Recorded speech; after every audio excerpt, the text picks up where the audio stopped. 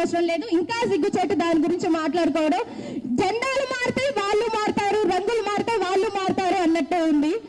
కానీ మాకు ఎటువంటి సార్ కనీసం పరామర్శించడానికి రాలేదు. ఎందుకు రాలేదు? తప్పు చేశారనే కదా.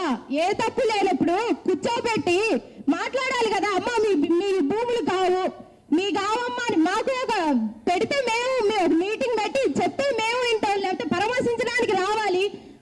రాలేదు, పరామర్శించడానికి రారు. కలెక్టర్ ఆయన ఇర్రెస్పాన్సిబుల్ కలెక్టర్ అని చెప్పొచ్చు. ఆయన పేద ప్రజల కోసం చదివి పేద ప్రజలకి ఏ విధంగా ఉపయోగపడాలి, వారి సమస్యలు ఏ విధంగా తీర్చాలి, ఆయన జీవితం అంతా చదివిన చదువు అది. ఆ చదువుకు కూడా వాల్యూ లేకుండా చేస్తుంటూ మాకు ఇన్స్పిరేషన్ ఉంటాడని ఇంకే మాత్రం అనుకోవట్లేదు. ముందు ఆయన సస్పెండ్ చేయాలని మేము కోరుతున్నాము.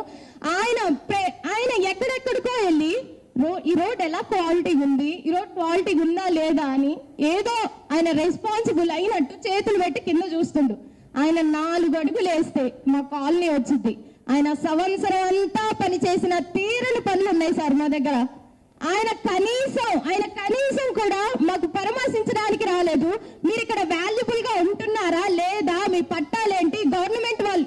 ఆయన ప్రజల తరపున మనిషి, గవర్నమెంట్ కి వ్యతిరేకంగా ఉండాలి. ఆయన మొత్తానికి పొలిటీషియన్స్ కి వ్యతిరేకంగా ఉండాల్సిన ఆయన ప్రజల తరపున నిలబడి అమ్మ మీ పట్టాలు చూపించండి, వాళ్ళకి నేను సమాధానాలు చెప్పుకోవాలని ఆయన వచ్చి మా దగ్గర మాట్లాడాలి. వాళ్ళు కుమ్మక్కయ్యి ఇదేంటో మాకు అర్థం కావట్లేదు సార్.